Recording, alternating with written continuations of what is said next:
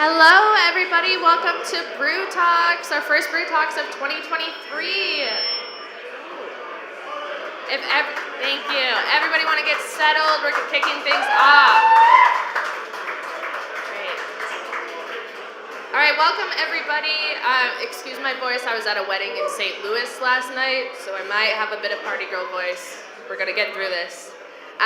We're gonna kick things off talking to Sharon Creek from the Tennessee Craft Brewers Guild, but first we got a couple thank yous.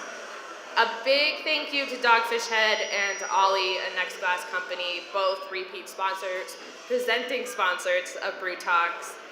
An additional thanks to our other sponsors, Arrive, Distribution, the ePremise Group, Encompass, Malt Europe, Pneumatic Scale Angeles, Raised Beverage Group, and Strike Visuals. Lots of awesome people helping making this happen.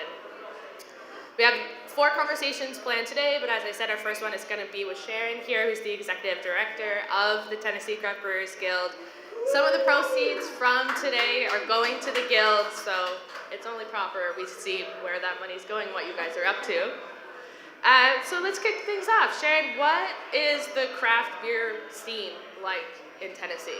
Well, thank you so much for having me today. I really appreciate it. And thank you guys so much for your support, for coming out to this event, and for supporting, hopefully, your local guild at home as well. I'm Sharon Cheek. I'm the Executive Director of the Tennessee Craft Brewers Guild. We represent 70 of Tennessee's breweries, from one side of the state to the other. The craft beer scene is kicking ass here right now. I have to say, we're churning out some really good beer.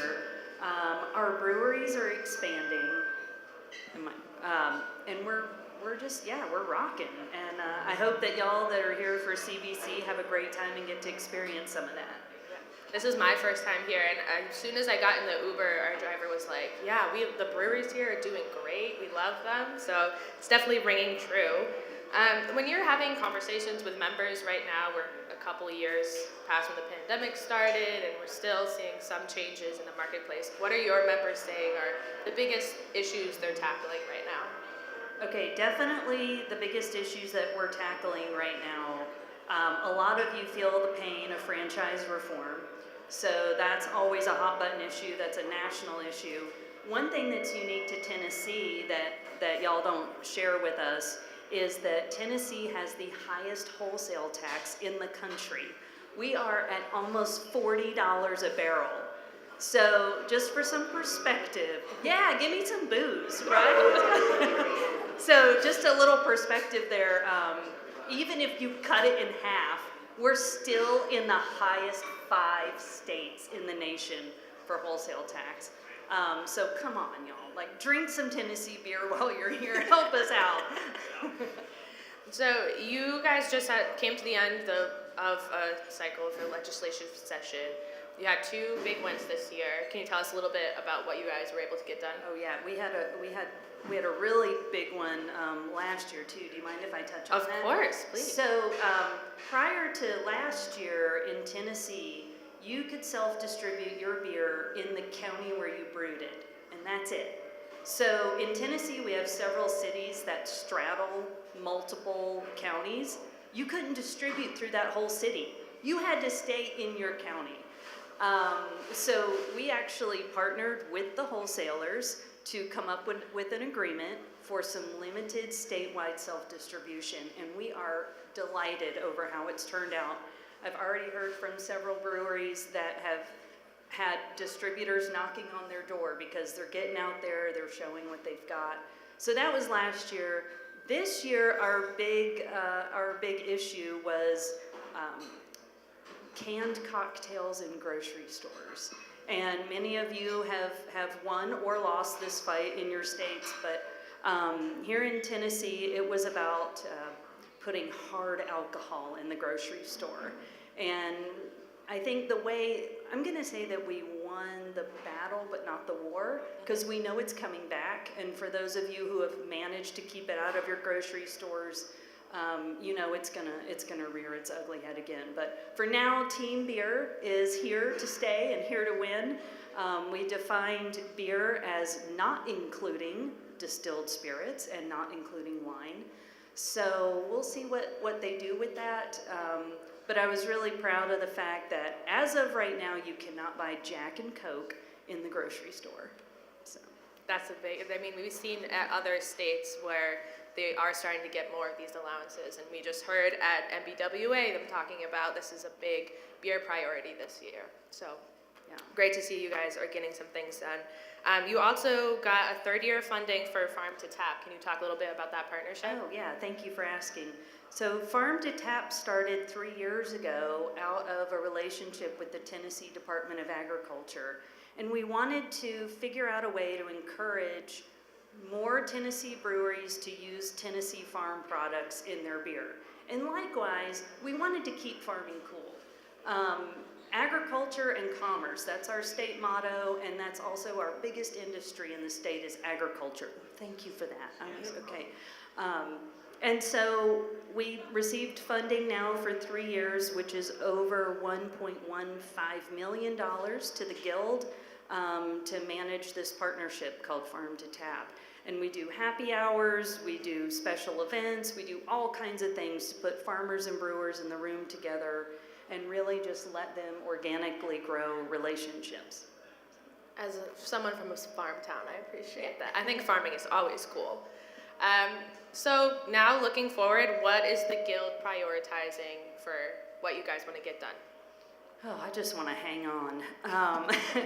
We are, our session literally just ended, so we are regrouping and thinking about what our next move is. Of course, we'd love to lower the wholesale tax, but in Tennessee, beer is governed at the local level as opposed to at the state level.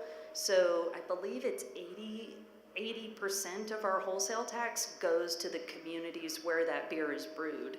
So we need to be very careful with how we address wholesale tax. Gotta make sure that we keep the cities and counties whole. So, yeah. So let's wrap this up. We're in Nashville. What is the one thing you want people to take away from being here for CBC and being in your state? Have fun. Drink Tennessee beer. Have a great time. When you drink Tennessee beer, you're supporting Tennessee farmers. So I think that would be my message. But yeah, there's a variety of styles. There's a variety of cultures and communities. You'll see our brewers love to collaborate just as y'all do in your home states. And you guys have a Guild event during CBC today, right? You have a party? Actually, the majority of the breweries that have beer at the CBC welcome reception, over 30 out of the 40 are from Tennessee. So if you want a taste of Tennessee, come on down to the CBC welcome reception. Great. Well, I think we should cheers to that. Cheers. Thank you. All right, and we are going to move straight into our first panel of the day. So I'm going to welcome up our panelists for that. Come up, Bill and Colleen and Sam. Just that this is my seat and you get the other. Yeah. All right, we're hopping right in, nice and quick and easy as I get on this large seat.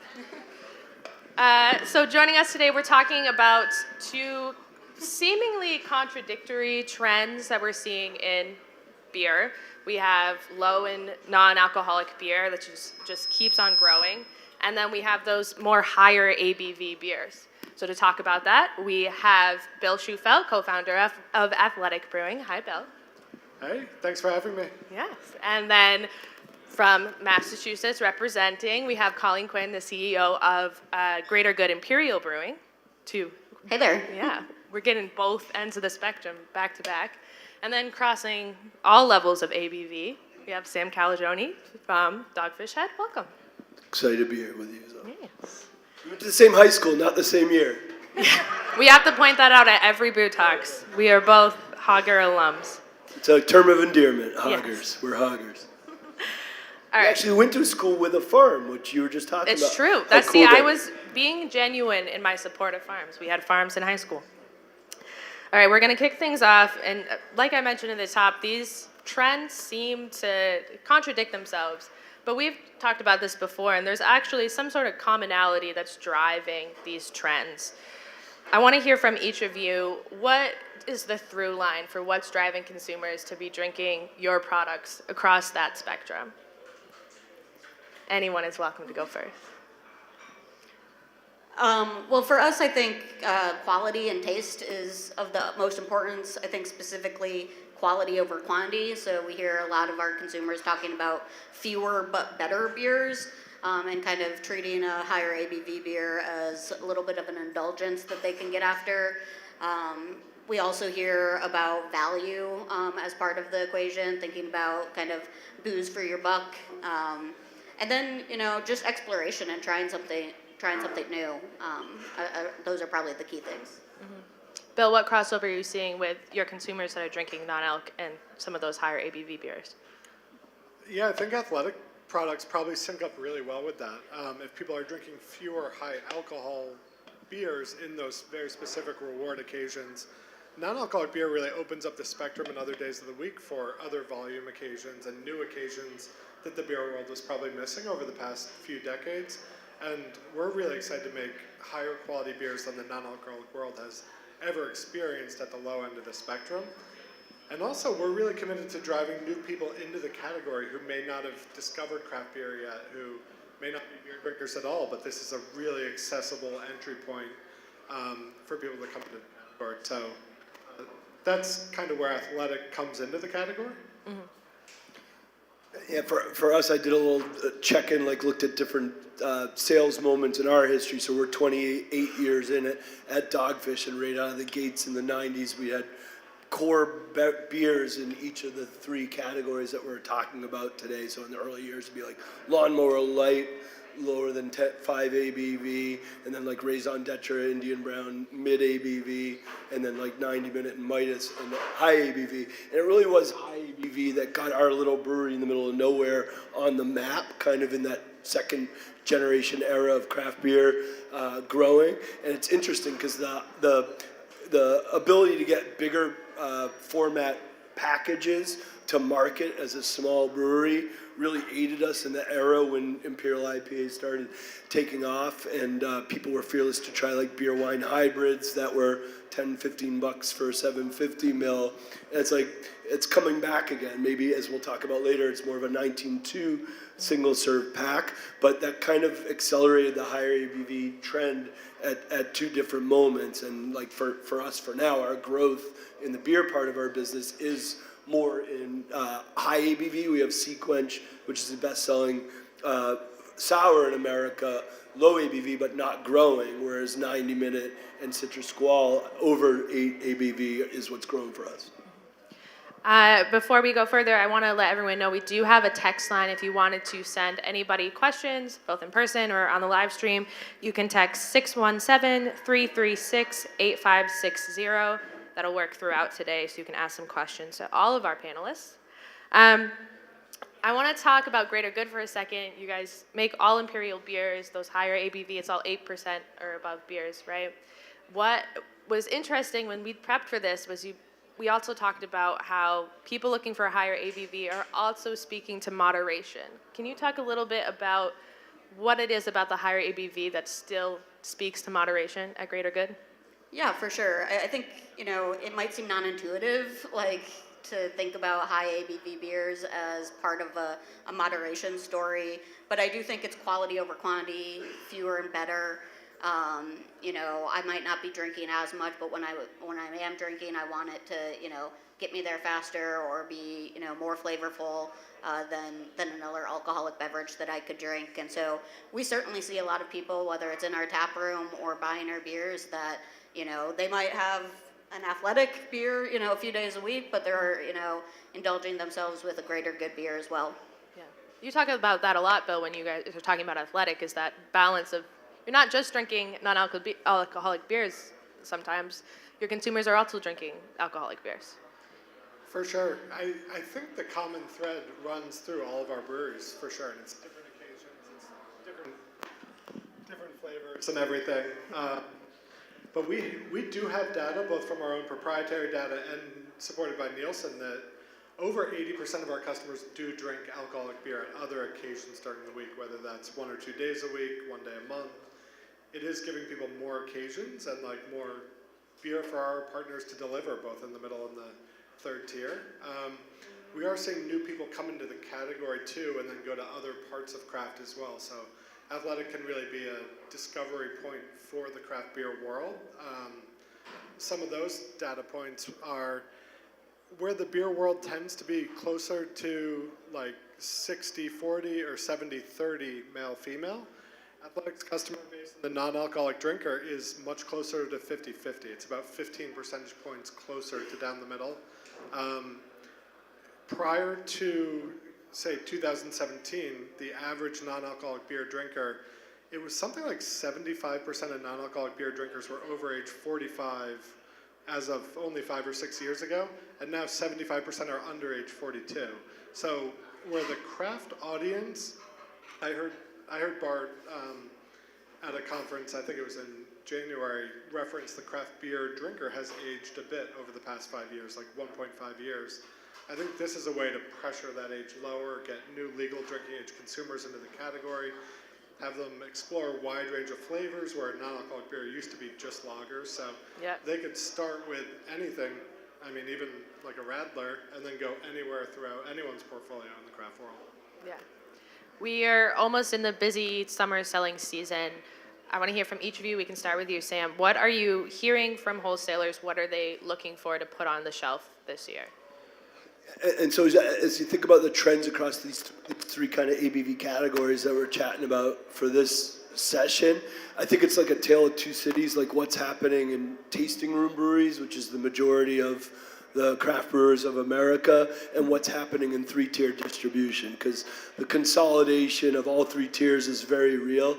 And as a brewery that proudly has our own tasting rooms, where we're doing tons of innovation and serving a super wide breadth of beers, spirits, full proof, canned cocktails, everything we make. What we are seeing now more than ever is our distributors are like, go deeper with fewer concepts. You can be as creative as possible. In fact, we want you to be well differentiated in this moment when there's a lot of sameness of chasing trends or just recognizing that IPA is now half essentially of all the beers out there, but they're like, go deep with something that's easy within a sentence, and Jen and Zach can speak to this, of being easy for our distributor salesperson to describe why it deserves its place on a shelf, frankly, that's being marginalized, whether it's seltzer or spirits-based RTD, that we're still in the business of.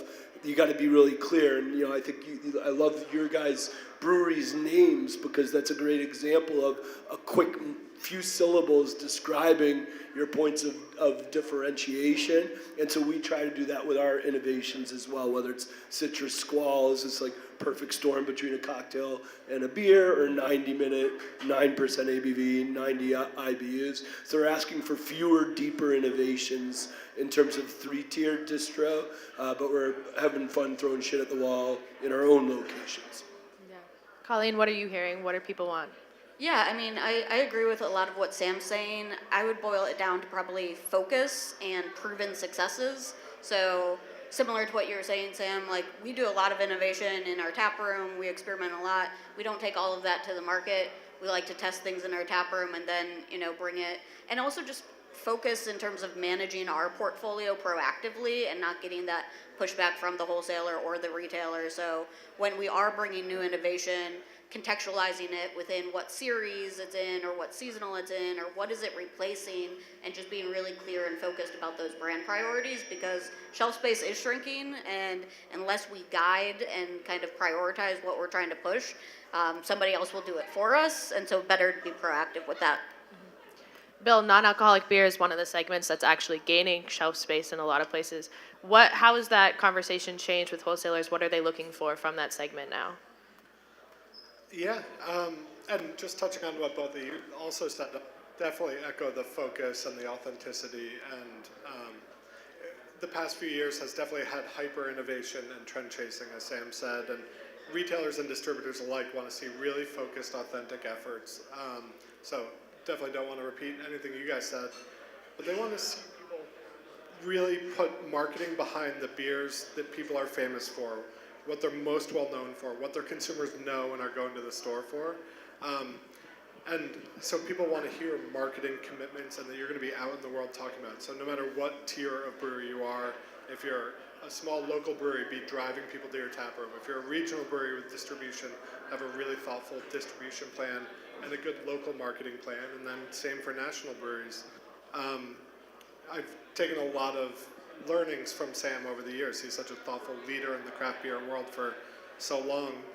I read somewhere sometime you have to tell people over and over again and be far more consistent than you think, because people just need to hear it over and over again. And I think the craft beer world needs to get back to building brands really consistently rather than the hyper velocity of innovation. And I think that goes right through to the non-alcoholic beer category. It's like people want authentic brands that people are really excited to make. For non-alcoholic beer to sell well, it has to be different than it was, call it 5+ years ago. It has to be a better quality, better marketed beer than what used to be on the shelf for it to sell. And but in that, there's a lot of opportunity if it's high quality, if it's well focused, and just like anywhere in the craft beer world, there is a lot of opportunity out there. Colleen, I think some people might be surprised by the range of beers that you have at Greater Good while still sticking to Imperial.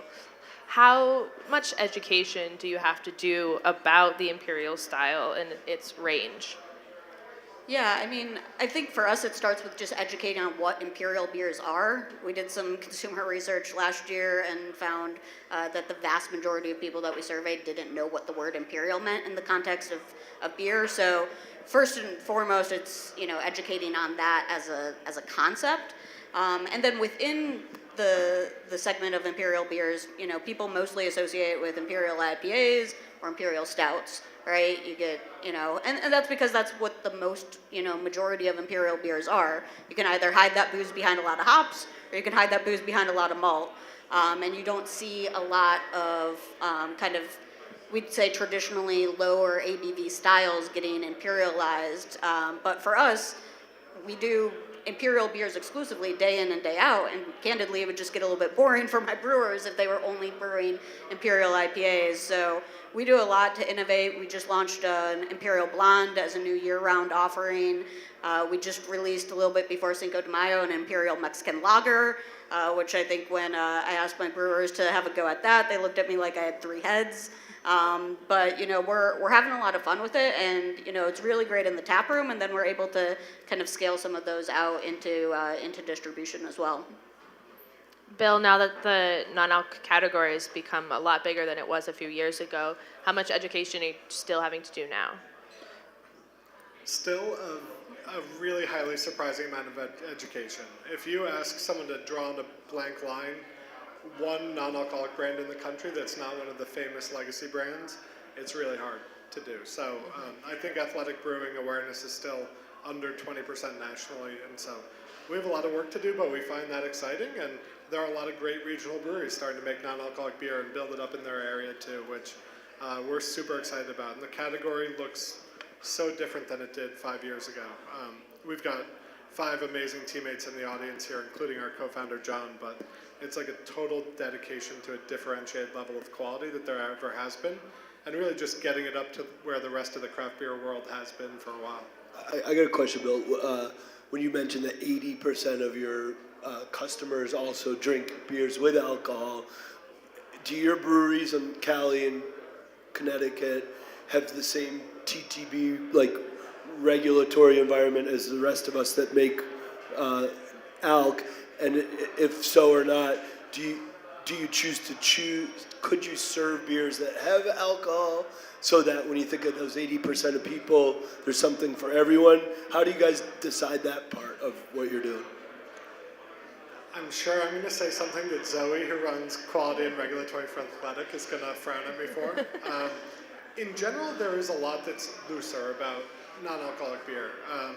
We can sample anywhere for the most part outside of like 6 states nationally. We can send it across any state borders. We can do 3-tier or not in a lot of places. We just made the judgment that 3-tier distributors are great at what they do. but there are a lot of things we do have to stay on the right side of the law of, and everything about labeling still applies. Everything about what we can put on the cans. There's a lot we can't do on the cans that alcohol brands can do on the cans. Can't use a lot of very basic words, can't put the nutrition facts on it. So it is state by state in some places, but I do think we have opted in further to the TTB than we have to. Like, we got a brewer's notice and stuff, so I do believe our tap rooms technically could if we got the local licenses. Yeah. Sam, I want to hear from you because I know Dogfish Head forayed in non-alc for a little bit. What did you learn from trying to get into that category? Yeah, so we, like, as we were doing our merger at Dogfish and BBC, we had this sweet little skid system to do de-alkalizing and low gravity fermentation, play with the ratios of both to come up with great recipes.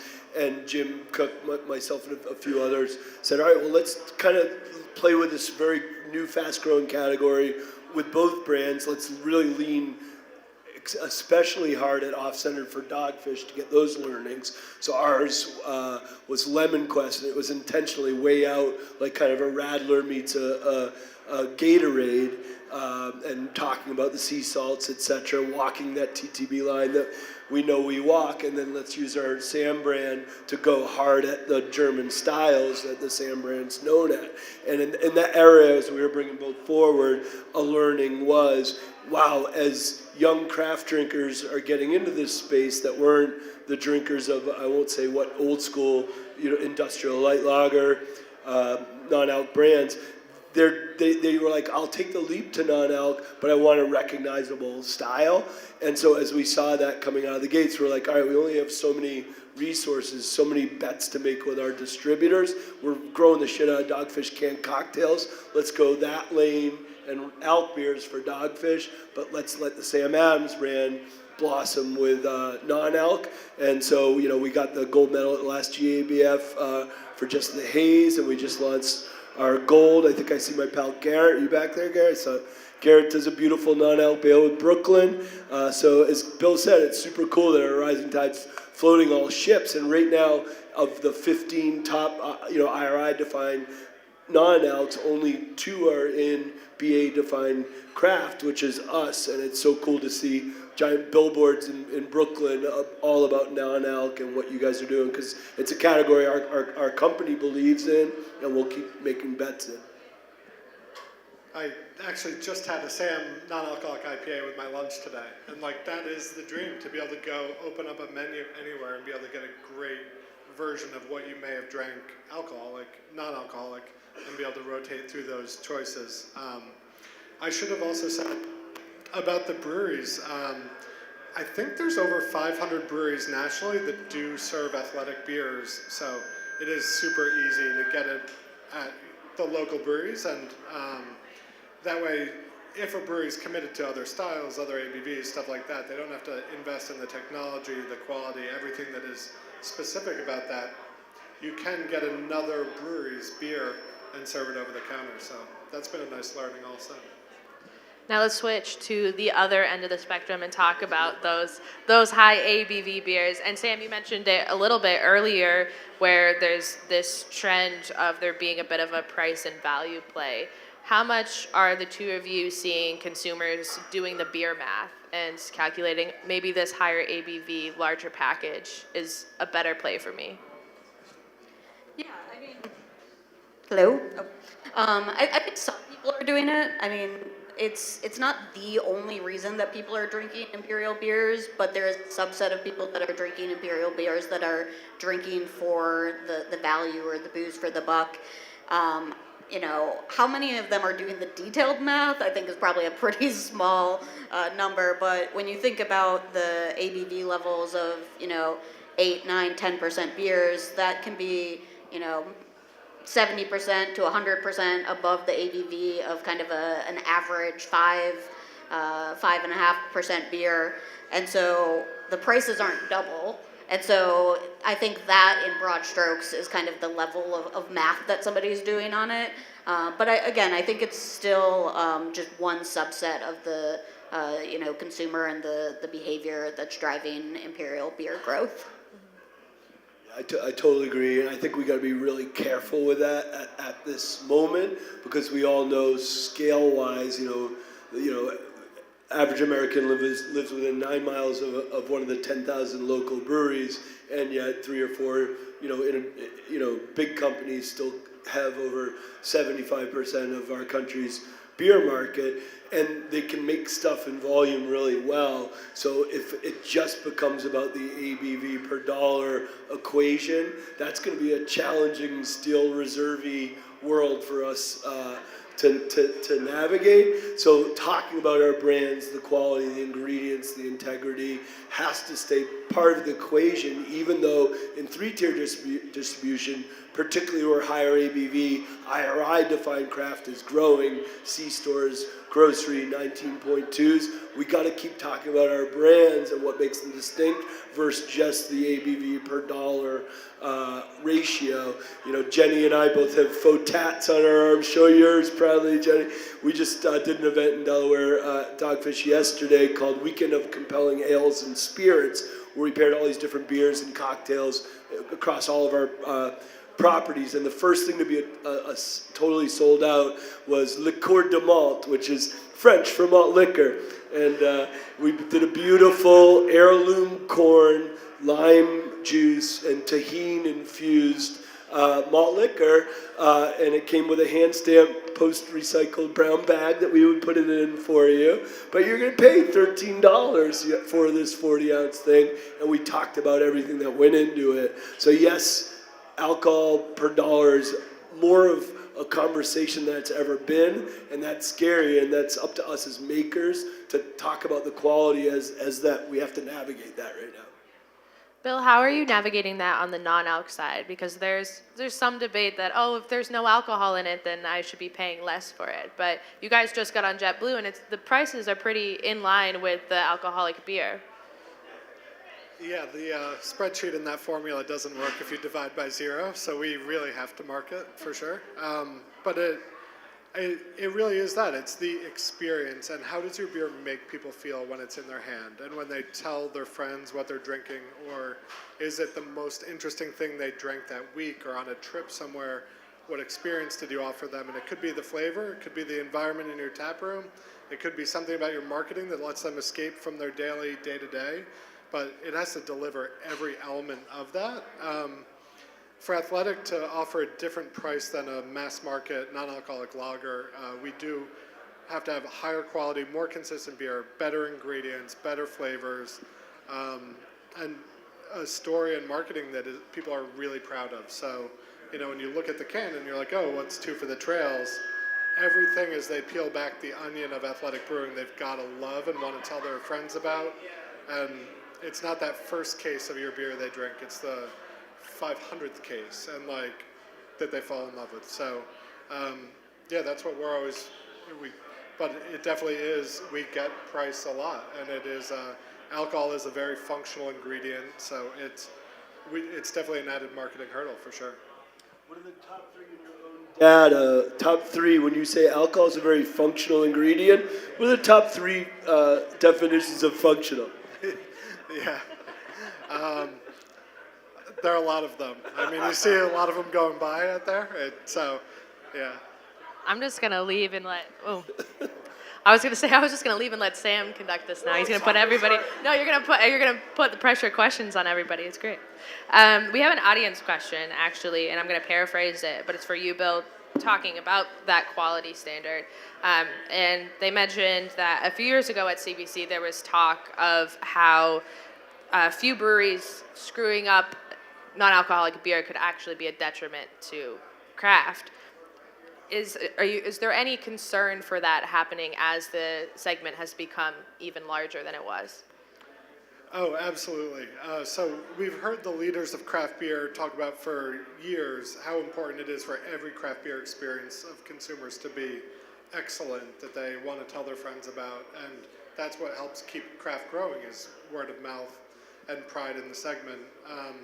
For non-alcoholic beer in particular, we don't have ethanol as a preservative in the products, and there's an extremely tough set of standards that come with that to protect our consumers from pathogens, bacteria, re-fermentation, and the risks are enormous. And at Athletic, we've invested in food safety and quality probably more than any other vertical, and the equipment that goes along with that. Zoe and Russ on our team will be making a presentation on Wednesday diving into that topic, which they're much more advanced than I am.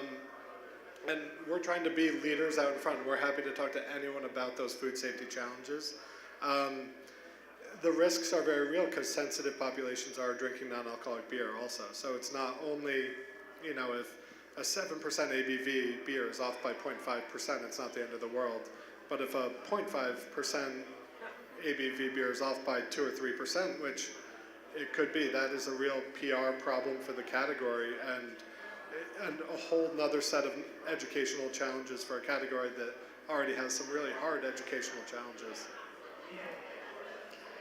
We have about 10 minutes left here. I want to know from Bill and from Colleen, you both are dealing with kind of one core ABV style, but for Sam, you're dealing with them across the spectrum. Have you found a right balance in what that range should be and how many of different offerings you should have out there for people?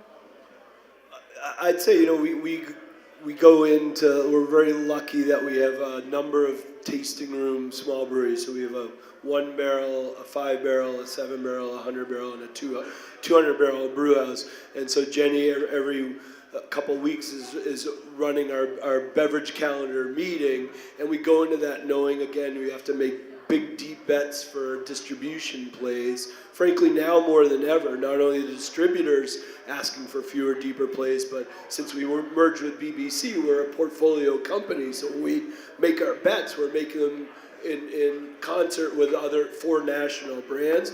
So we try and never put the pressure on our 1 barrel, 5 and 7 to come up with the next 90-minute or citrus squall. We let our brewers, our makers, our distillers, our cocktail experts throw shit at the wall, but then we really do work hard. Social media, we have 1.3 million followers, events like we did this weekend, at listening to the things where they think there's excitement and white space, and then we kind of coddle those towards presenting to our distributors to go deeper with fewer bets. But that's a way of, I don't know if I'm answering your question, but it's describing kind of our process there. For sure. All right, the last question I want to hear from each of you, we can start with Bill and run down the line, but I think it's fair to say that for most people here and watching online, their ABV style is more in that middle range. It's not in one of these two extremes like you all. But are there still any learnings that people can take away from these trends that they can apply to trying to market those middle range beers? Yeah, I think, as I said before, I think there's real opportunity in every stage of the ABV spectrum, and it's all about how you focus, you act consistently, make consistently great products and market those products. So I think there's opportunity all over the ABV spectrum, and as Sam said, whatever direct customer data points you have, take full advantage of those. And for everything positive, lean into that. Ask them why, how it makes them feel. Oh, what part of that did you love? Great, and then amplify that and get more people like that. On the other end of the spectrum, as a rule of thumb, you only hear from 1 out of 9 people who has a bad experience with your products, but that average person tells 11 people about it. So for any bad experience, there's also 100 reverberations of that out in the world. So you definitely have to listen to both ends of the spectrum. Yeah, I think building off of that, I would say, for me, it's about like focus and clarity of your brand identity, and then staying really disciplined and true to that. I think it's tempting to see trends and think, oh, we've got to chase what's going on. And I think it's really important, regardless of kind of the ABV focus that you have, to ask yourself, like, does this trend fit for us, or how would we do it in a way that is authentic to our brand? I look at numbers all the time, and I see headlines all the time of non-alcoholic beers growing. I'm not about to jump into that because that's not who we are and what we're all about. And I think the same is true for any brewery, not just a purely non-alc brewery or a purely imperial brewery, is you really have to know who you are and stay disciplined at staying who you are, because otherwise you'll end up diluting yourself more, before the market will dilute you. Well said. I would say I asked our coworker Todd Bowling before we went into this to just look at those four categories: sub zero point 0.5 ABV, 0.5 to 5. Our company defines mid-range at like 5 to 8, and then 8 and over. And if you look at the whole beer category, IRI defined beer, it's still 75%. 5 to 8 ABV. So I'm preaching to the choir here, but we know there's trends, moments that are going to be long-lived and become facts of what we are doing in those other categories. But we also know as BA defined craft, we got to keep bringing the excitement for that wheelhouse of mid ABV beers, which is exciting for sure across all those spectrum of ABV levels. Well, I think that is a perfect spot for us to end. Thank you guys. Give a round of applause for our panelists, everybody. Thanks, sir. Thank you. All right, so we are going to take a quick networking and beer break, but I got a few closing messages. If you are watching on our live stream, we actually have a video interview for you with Dustin Jeffers from Ollie, presented by Dogfish Head and Ollie by Next Glass, so please stay and watch that. If you are here, tomorrow night there's a Paul Cawthon concert happening at Music City Walk of Fame, ES Park. That's being presented by Rizome Productions and Turn Up Media.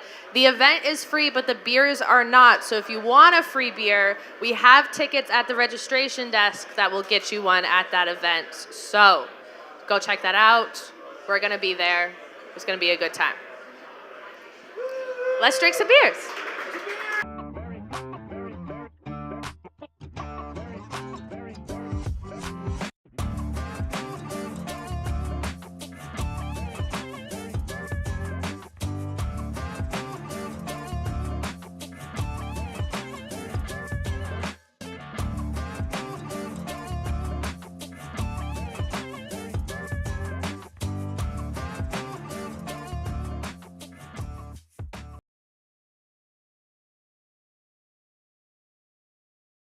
Thanks, everyone, for joining us live here in Nashville and virtually during this Brew Talks meetup in Nashville during the Craft Brewers Conference. My name is Justin Kendall, and I'm the editor of Brewbound. And Brew Talks wouldn't be possible without the support of our sponsors. So let's introduce one of them right now, one of our presenting sponsors, Ollie by Next Glass. Ollie is a software built to manage inventory, customer relationships, and order and payment processing all in one. Joining me now is Dustin Jeffers, a solutions consultant for Next Glass. Thanks for being here, Dustin. Thanks for having me. So, Dustin, for those unfamiliar with Ollie, give us a rundown of what it does. Sure. Ollie is a ERP system that can handle everything from your raw materials to make the beer to invoicing your finished goods to your customers. So Ollie is broken out into Ollie Ops and Ollie Order. So we can provide the best and most appropriate solutions for any size and style brewery. So tell us some of those differences between Ollie Ops and Ollie Order. Yeah, so Ollie Ops handles everything from your raw material procurement to when you actually package your finished goods. And then it can go over to Ollie Order. It takes your finished goods and allows you to allocate those to products in the warehouse. Gives you the ability to invoice customers, create BOLs. If you're a self-distributing brewery, be able to create pick lists for your warehouse team. And then also has a built-in CRM system for your sales team to use. And you don't need to do both, right? That's my understanding. Yeah, you don't have to do both. It's great for any size brewery. So if you just need the operations side, we can handle that. If you are self-distroing, deal with a lot of distributors, or have a large sales team, then you can really utilize a lot of the stuff in Ollie Order. The nice part is both systems also integrate with QuickBooks online, so we can also handle your accounting, whether you're just in ops, in order, or in both. And let's get into some of the differences between Ollie and its competitors. Can you break down sort of how Ollie differentiates itself?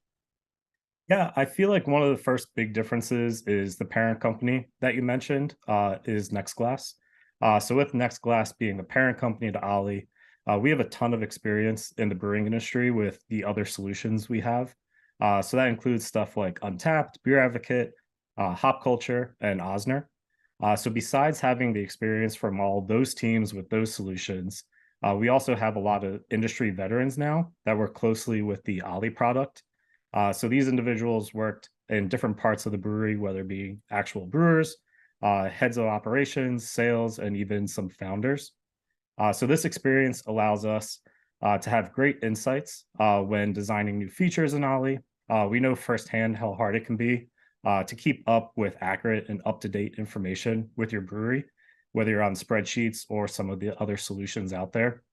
So we strive to make Ollie easy for brewers to input their info in the system. And that way, in my past experience, I've always worked with a lot of other systems on the operation side. At times, I felt like a glorified data inputter instead of being able to actually go in and analyze all that data that my team was putting into the system.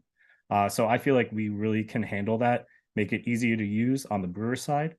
So that way, director of ops and owners can really analyze the information instead of just inputting them so they can make the best decisions possible. Yeah, you've had some experience with brewing and so running a brewery. So how critical is it to get that real-time COGS, the revenue, all of that all in one place?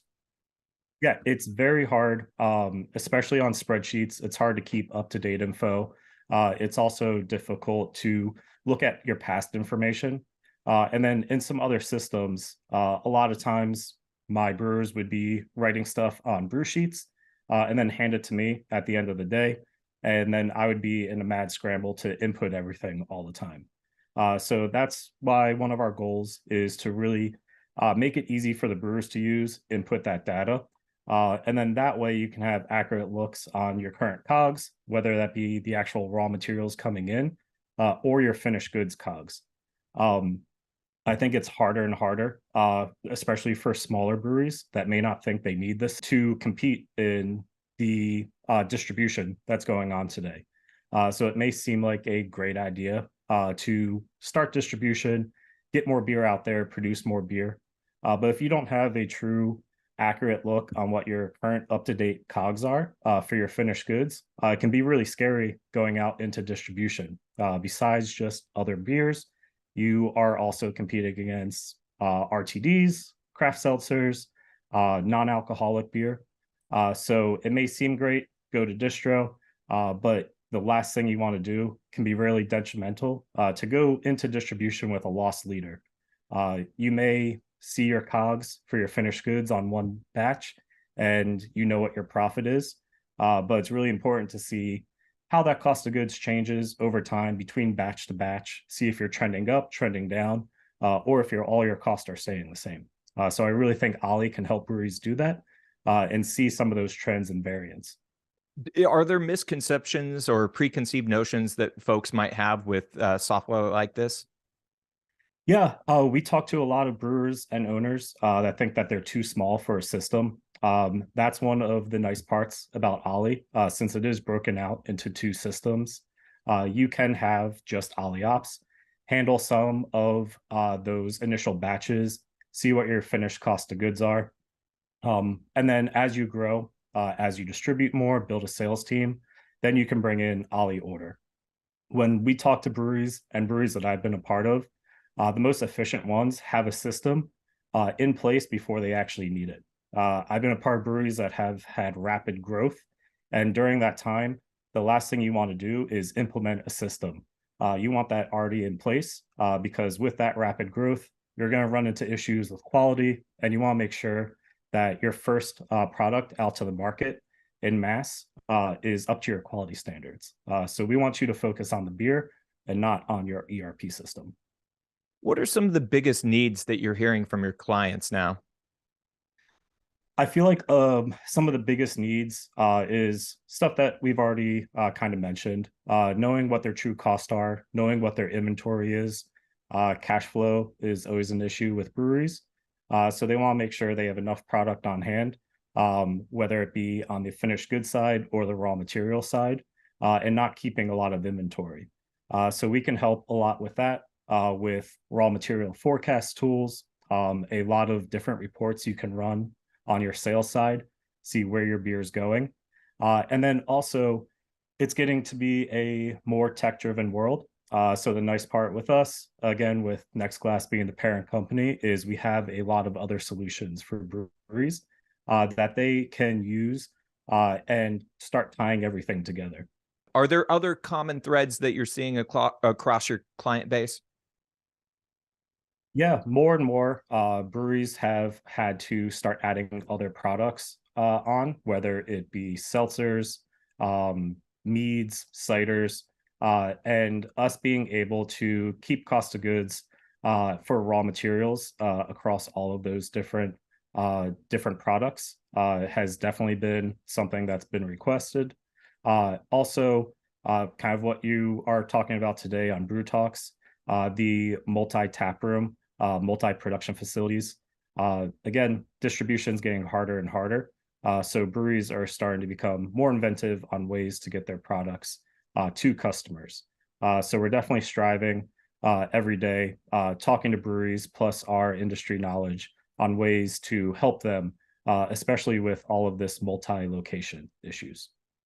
Having that brewing experience, what are some of the keys to creating a brewer-friendly software program? Yeah, so it's really nice that Darren, who was the head product engineer on Ollie Ops, he was a brewer at BJ's for a little more than 10 years. So we're truly built for brewers by brewers. Plus, you have people like myself on board and a couple others as well that actually worked in a brewery.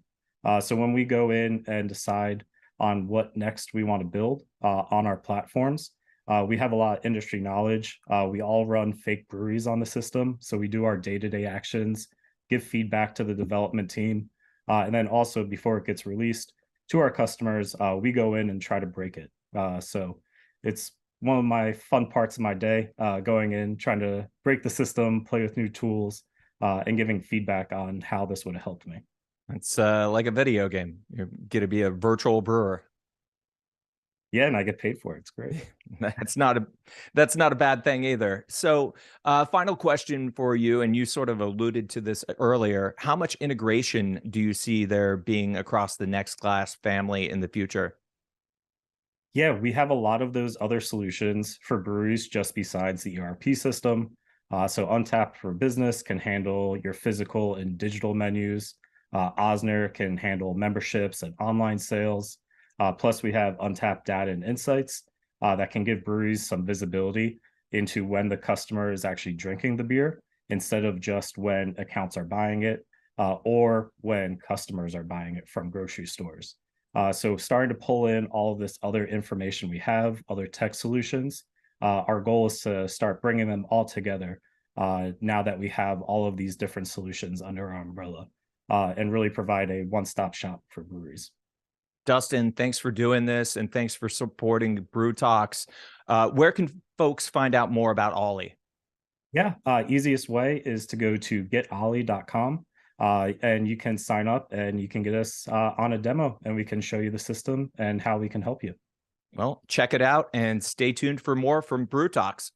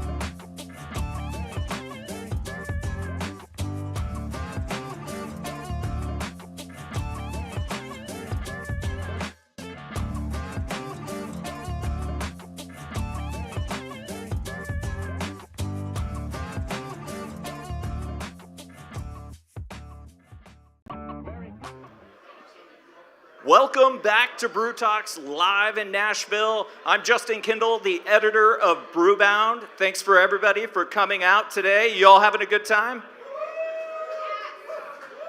Please give it up for Zoe and our first panels. They did an excellent job. Also, please give it up for the Brewbound team behind the scenes, Josh, Landis, Sarah, Bryce, everyone that's killing it, allowing us to be up here and to do our thing. So thanks to them. So glad you're all here. Glad we're doing this. We're excited. A big thank you to our presenting sponsors, Dogfish Head and Ollie, a Next Glass company, as well as our additional sponsors, Arrived, Distribution, the E-Premise Group, Encompass, Malt Europe, Pneumatic Scale Angeles, Reyes Beverage Group, and Strike Visuals. Please give it up for them. So we are all very aware that the craft brewing industry could be a lot more representative than it is. Less than 1% of craft breweries in the US are owned by African Americans. However, there is an organization giving voice to black and brown brewers. The National Black Brewers Association is a membership-based nonprofit organization on a mission to increase representation in the craft brewing industry. And we have some of the leaders here today to discuss. So joining me on stage is Celeste Betty, founder of Harlem Brewing Company in New York City. How you doing, Celeste? I'm doing great. Good beer. Hold your mic up so I'm doing great, sorry. Beer helps. She's great. So we also have Chris Harris, founder of Black Frog Brewery in Holland, Ohio. Thanks for being here, Chris. Thank you for having us. And we're going to break a little news here because our third panelist is Kevin Asado, the new executive director of the National Black Brewers Association. So, Kevin. welcome, Kevin. Hello, everyone. Extremely happy to be here and appreciate the introduction there. Yeah, we got some great energy in this room. So, Kevin, let's start with the NB2A's mission and vision. Please give us an overview of that. What are your goals? Well, they're definitely not my goals. They're definitely the goals of the organization, right? This organization is compounded of the brewers that are in this community today. And from that, we absolutely want to be the most trusted and respected and impactful organization for black brewers of America. You know, we're going to highlight the history and the understanding of black brewers. And from that history, our mission is going to be driven towards, quite frankly, addressing the fact that only 1% of ownership is in the black and African American communities there. So we're going to look to right that and increase that and be a bit more representative of the demographics of the U.S. I mean, that's our initial goal, but we're not setting a timeline against that just yet there. So what are some of the main issues that are facing black brewers today? And I'll throw this to the whole panel. Feel free to chime in, Celeste and Chris. I don't think there's a main, but there's definitely a few that come to mind as hitting a little harder. Look, getting into ownership, there's a lot of heavy moving parts, right? And there's a lot of tools required. It's heavy capital resources required, good, phenomenal understanding of the brewery process, and quite frankly, the sales and distribution components all become major components, but they're heavy, right? There's a lot that gets involved in ownership. You know, not everyone wants to be an owner. Not everyone wants to take on all those responsibilities. And so when you look at the Black Brewers Association, we can perhaps connect some of the people that may only have a passion in select disciplines and bring a group of those people together to help take on some of the bigger initiatives there. But on top of that, we talked about some of the resources being available. There are some challenges on getting some of those resources. And so that's going to be one of our bigger opportunities to really tackle and knock down. So feel free to chime in, Celeste, if you have something. Well, next question's coming to you anyway. Go for it. African Americans make up 13% of the US population. We know that there's less than 1% that's brewery ownership. How do we get there as far as making this a more representative community? And what are the hurdles to making that progress? Well, Kevin definitely touched on it. We know the big one is capital. Certainly know that. I think the other one that I've experienced personally, and when I've talked to other black and brown brewers, is making sure that the bankers and the funders actually understand that we are able to have a passion for beer. Helping them understand that, you know, we can be brewers. On some of the questions I've gotten recently about a project we're working on in Rocky Mountain, it's like, why do you want to brew there? I mean, it's like odd questions about them seeing us as brewers. I mean, obviously that has its own challenge because there are just not many people that look like us. But some of the responses, I think they've really got to come into the community and see that we can brew, we can create places and spaces for people to gather and experience beer. And I think that's been a really big hurdle because of the imagery that they've seen, which is good, but we've got to get them to see us as brewers. We've also got to get more people in our community through a lot of the initiatives that we're talking about to see themselves as brewers, to see that they can do this, they can brew. But I think those two things have to come together. The lending institutions, the funders, have to come in and see who we are, where we are, meet us where we are, and take a chance. Give us an opportunity to really be a part of this industry. Chris, I'd love to hear from you too. Like, what are some of the issues that you're seeing out there that would really help black brewers? Going along with what Celeste said, in some of my personal experiences, you get people that will come into the tap room and they're surprised to see, you know, a black owner behind the bar serving them beer. And then when they taste the beer and they're like, wow, that's really great. And you kind of get the feeling that, okay, what did they really expect from, you know, a black brewer, or what do they think is it going to be a malt liquor? But as Celeste said, I mean, we have a wide array of different beers that we brew that can appeal to many different types of audience. And they just need to give us a chance. Chris, I'm going to stick with you for a second here. How can we build some more awareness for the black brewers who are out there, as well as the history? There needs to be more outreach to minority communities for a better understanding of the craft beer community. If you look at some of the major players in the beer industry, they really don't target minority communities with craft beer. Step to where you could start, you know, targeting your product in minority communities, and because minorities make up a big demographic of consumership that's going to purchase beer. So that may be another revenue stream that people may not even be considering, that if I target this minority community, then I might increase my revenue ship whatever beer company they have.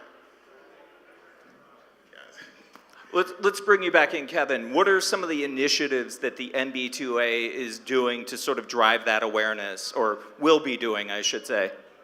You know, one of the first things, there's already existing trade organizations, right? We're a part of a larger community. So some of the challenges that you yourselves are experiencing, we experience precisely the same. So we're keen to meet with the leadership of all the other trade organizations there, and make sure that we essentially pick up where they leave off. Right? We know they're doing a lot of good work. We're not looking to do duplicative work. We don't want to, but we can absolutely add on and build and augment to what they're doing there. So that would be one of the first things, meeting with that leadership group there.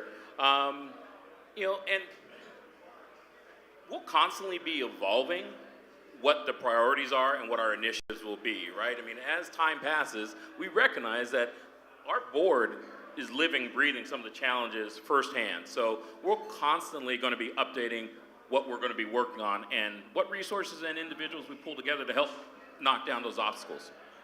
Celeste, you started Harlem Brewing in 2000, and you have a wealth of experience in this industry, and you can provide a lot of mentorship to the up and coming black and brown brewers out there.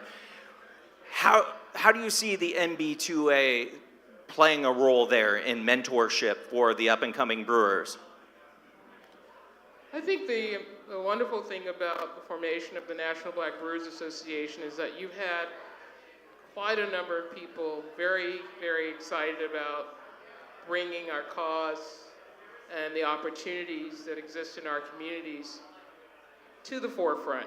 But now we have a central place, an organization where all of that energy can be channeled together. We can bring all of that into one space and actually work together on some of these issues.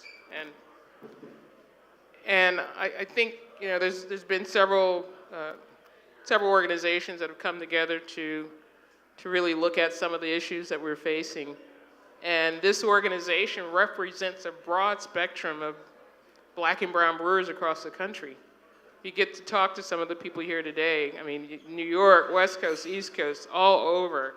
A lot of the brewers that you know are part of this organization. So I think it's really an opportunity now for us to bring all of that energy together and look at some of the issues together and to let other people see that there is an organization that represents all of our interests. And any of you in this room that wants to be a part of this, you can come to that organization. And that will help us really move things forward in a way where we can begin to see some change and begin to engage people that are supportive of black and brown brewers. So having that organization is really important. You know where to go. You go to the website and talk to any of us to find out what some of those needs are. So I think this is pretty revolutionary at this time to form this organization, to be able to really focus in on our collective concerns as black and brown brewers. That's right.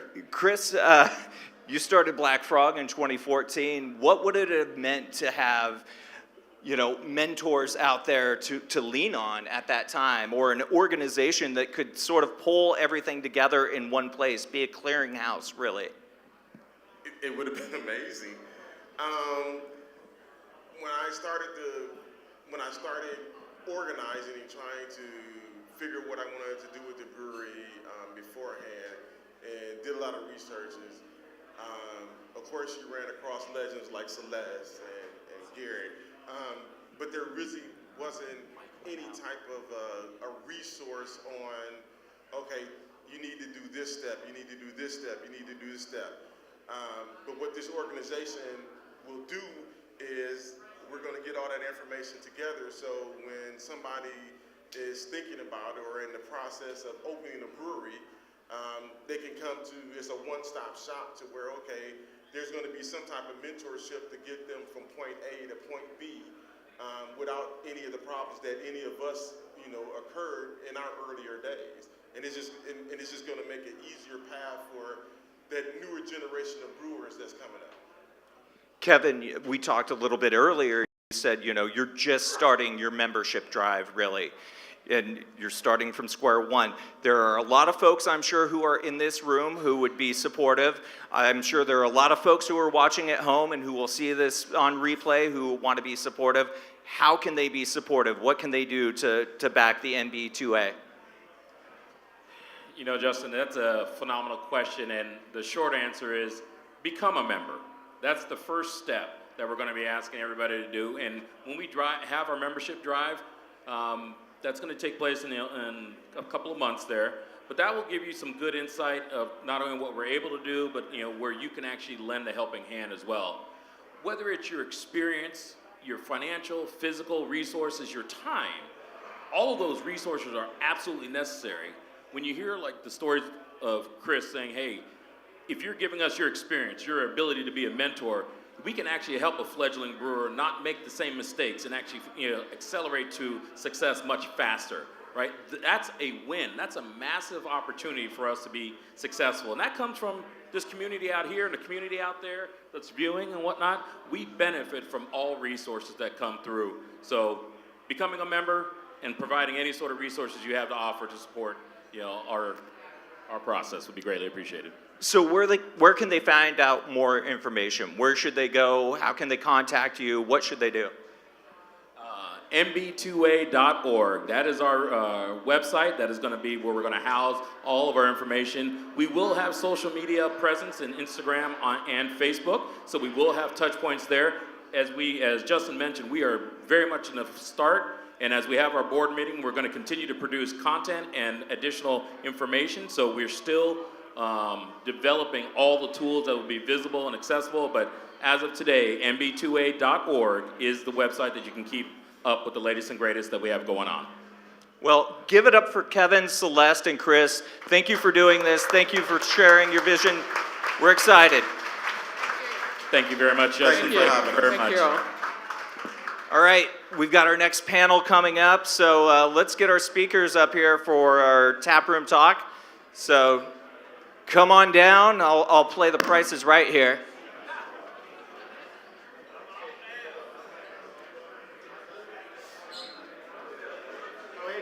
Oh, hey, good to see you again. So, got one more to go. Come on down, Adam Charnock. So let's get rolling here. Many breweries are looking outside of their home state's borders for taproom expansion opportunities. More than 90% of craft breweries rely on at-the-brewery sales, according to Brewers Association Chief Economist Bart Watson. In addition to providing an avenue for higher margin sales, taprooms allow breweries to interact directly with drinkers, curate a branded experience, and tap into real-time consumer feedback. For breweries who open taprooms in new markets, those ventures can establish deeper roots in new communities. Our panelists today will share their strategies and tips for opening out-of-state taprooms. So let's welcome their panelists, starting here with Jeff Heck, the co-founder of Monday Night Brewing in Atlanta, which outside of Georgia operates taprooms in Nashville, Charlotte, and Birmingham. Thanks for being here, Jeff. My pleasure. On the end, we have Adam Charnock, co-owner of Highwire Brewing in Nashville, which outside of North Carolina operates taprooms in Tennessee, Kentucky, and Alabama, and soon to be Ohio, although I think, no, I got that right. Come on, Justin, keep up with things. Ohio's open. You only have 11 tap rooms, so, it's a little hard to keep track here. Finally, last but not least, we have Marcus Baskerville here in the middle, co-owner of Weathered Souls Brewing in San Antonio, which also operates a brewery in Charlotte. So thanks for being here, Marcus. Thank you for having me. So we have a text line too. That number is 617-336-8560.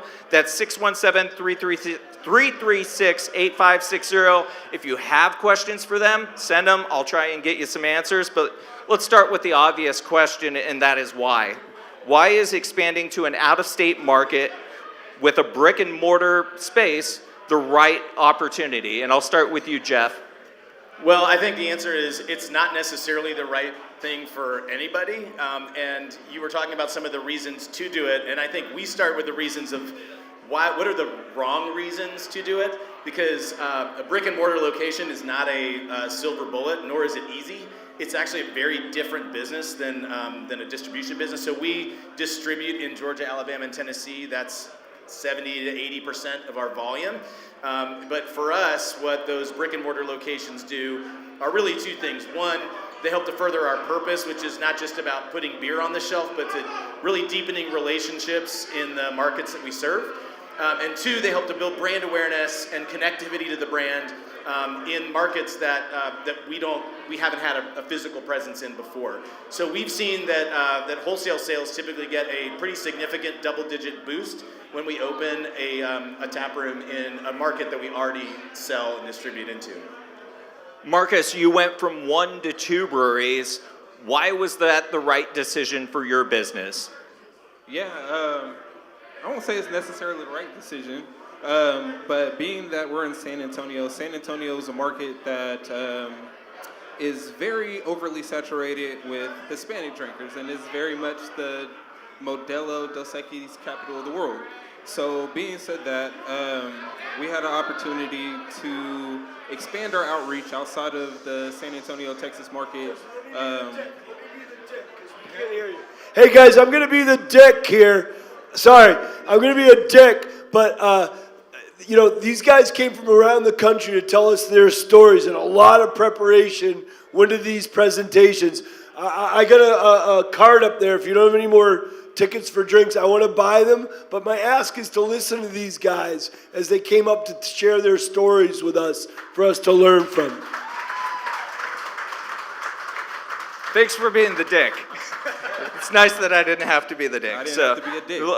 I'll let you pick up, Marcus. Yeah, so dealing with that, it was kind of the situation that made it right for us within the Charlotte market, as they're a very welcoming, emerging craft beer scene. And so for us, it was more so about the outreach of getting out of San Antonio and be able to hit multiple markets. So Adam, you like courting complexity. So why is 11 tap rooms the right business model at this moment? And I'm sure you'll add more down the road for Highwire. No, I have a big announcement that we are not opening any more tap rooms after Nashville opens in a couple months. Yet. Yeah. We just saw what Jeff was doing at Monday night and just figured we'd just copy whatever he was doing, basically. So just, core cities in the South. And for us, we looked at how do we differentiate ourselves. We started our brewery in 2012, 2013. It's wild to think that at 2,500 breweries at the time, it was an extremely crowded marketplace. Now it's quadruple that. But we saw success in our tap rooms. We saw challenges in the distribution model. We saw them not getting easier, but getting more challenging for a brewery that wasn't quite a legacy brewery and didn't quite have sort of that slam dunk number one winning beer our portfolio sells across several different products. That was the impetus for opening up tap rooms outside of Asheville. But the other part of it is we are in a pretty small metropolitan area. Asheville is 250,000 people in the metro area. So it's nice to be a bigger fish in a smaller pond. But I think ultimately if we wanted to expand our scope, the way to do that is to kind of branch out some tentacles. And so we started off expanding into Durham and then into Wilmington and kind of saw success. It was sort of a proof of concept and so expanded out of state. So, I think that was a big part of it is that ultimately being in such a small market, if we wanted to reach our ambitions and reach the scope that we were looking for, we needed to kind of find another way to achieve some scale. So we found some markets where we had some brand loyalty and just kind of put our money where our mouth was, basically. Marcus, let's go through some of the complexity of going from one operation to two.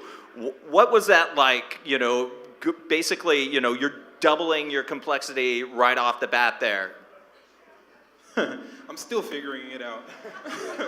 So we've been open since, the second location has been open since November. And so it's definitely been a work in progress because they're two very different markets. And so with our San Antonio location, it's very much taproom driven, outside sales, but then you look at the Charlotte location and they have so many different options when it comes to craft beer versus San Antonio. So you have to have things that are going to highlight your brand outside of just having beer, right? Because there's multiple amazing breweries there. So for us, it's been about trying to highlight some of the fantastic beers that we bring from the San Antonio location. We've also bringing in a top mixologist in the country really to curate our menu and create some fun cocktails, but then also on the restaurant side, trying to build a synergy. And so we've brought on a 4-time James Beard nominee to run our run the kitchen as far as the chef stuff. So trying to create the upper echelons of synergy between food, beverage, and beer, and working that and angle and trying to create something different from what we've had in our normal San Antonio market. Jeff, when you go from taproom 2 to taproom 3 to taproom 4 and so on, what do you learn? What have you learned? Have you gotten it down yet? Or what's the challenge there? There's just there's a lot of challenges. I mean, one of the things we've learned is there are dozens of ways to go wrong, and So I think we've learned so many things. I should write a book like Sam and Garrett here about that, about all the mistakes we've made. But look, I mean, I think the reality is that the real key for us has been to try to make sure that the locations we open are, one, commensurate with the quality and the hospitality experience that we want. We want to have our brand well represented. One of the things we talk about a lot is that each tap room needs to have a reason to exist. And it needs to have a reason to exist, just like any of our beers needs a reason to exist. It needs to be a place that, like, what's the reason this needs to exist, not just for us, but for the community that it's a part of. Is it consistent with the quality that we come to expect from our beers? So that's been a huge learning. And then the other thing I'd say is that the biggest learning has been people are everything. People are everything. Our general managers, especially in outlying markets that we aren't in every day, are the standard bearers of our brand and our experience and our culture. So we started brewing beer in my backyard on Monday nights, 15 years ago. And people would literally, for 4 years, 2,000 people came through my house when we were homebrewing. And what happened when they came through my house is that they're my guests. So I care so much that every person that walks into our tap room has the experience like they're walking into my house, that they're coming in, that they're welcome, that they feel comfortable and safe. So that means that I can't be in Charlotte or Birmingham or wherever. So we need to make sure that those GMs, we give them a ton of training. They live and breathe our culture, and that they're absolutely the right cultural fit. So that's probably the biggest learning I've had from all of it. What do you think that folks underestimate when they're opening an out-of-state taproom, Adam? I mean, there's more than meets the eye. Even if your brand sells well on the market, I think that's a good reason to consider opening a taproom in a market. But there's so much more to it. I mean, Marco you were talking about in Charlotte. Charlotte is I just went there for a few days. I mean, I go there often, but I went there to do an audit or a drop-in and kind of just evaluate how our tap room's competing in the market. I was just drunk walking in the streets thinking to myself, this is the New York City of tap rooms. Charlotte is insane. It honestly is the most competitive craft beer market for tap rooms, I think, in the country that I'm aware of, at least. So you've got to step up your game. Level up, I guess is a term. You really got to know what you're doing, and I think adapt. So I think I forgot your original question, but the point what people underestimate when they open out of state. Yeah, I think the best laid plans are a guidepost, and I think that's true not just in tap rooms, but in the craft beer business in generally. If you're not pivoting often, I think you're probably a step behind if you're not a step ahead, is the way I like to think about it. And so I think in tap rooms, it's plan and see how for us, it's been, how can our tap room be competitive and different and find a niche, but then also evaluate what we're doing, and if certain things are working, great, and if others aren't, well, then we need to kind of adapt and figure out how to maintain, what makes us special and why people want to come to us. Marcus, I think you said that you opened in November. You've had some time now to sort of get settled, but what do you wish you had known now, or then what you know now about opening that new location? I think the biggest thing is being aware of your local laws. Because I just mentioned in a manager's meeting not too long ago that Texas is definitely the Wild West. So there's a lot of things that we get away with or just generally don't have to worry about in the Texas market, especially when it comes to the restaurant side of things. But then going into the Charlotte location, it's wait, you can't do that, you can't do that, you can't do that, you can't do that, you can't do that. And it's well, we did not know that. So I would say the biggest fault to us is the education portion of local laws, local processes, the different things that you're allowed to do on the restaurant end, the different things that you're allowed to do on the beverage end, because all of those are things that are going to help you progress in the long run, but they could definitely set you back if you're not familiar with what's going on in the area that you're opening in. That's a great point. And I think, so we have tap rooms soon to be in 4 states, and we almost shop the states depending on what the laws are.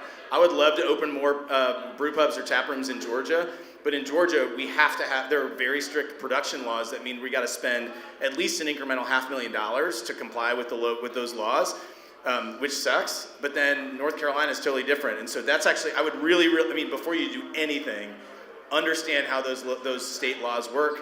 Hire a good attorney who understands the state laws. It's worth every penny that you'll spend. Every time.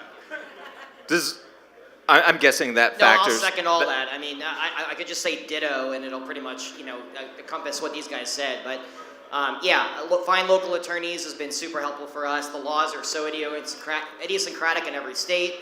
We don't have a tap room in Georgia, and Jeff kind of highlighted one of the main reasons why. But it's really, the I talked it out of him because I didn't want him to come infringe on my backyard. We can't copy your business model entirely, right? Let's talk a little bit about market selection. When you're looking to expand to another location, what are the top factors in choosing not only a city, but a space? And I'll start with you. Sure. I mean, we look at where our brewery has relevancy and if and where we can stand out. There are a lot of cities in America that have extremely competitive craft beer environments, and it's very difficult. Even if we're popular there and sell a lot of beer there, it can be extremely difficult to stand out.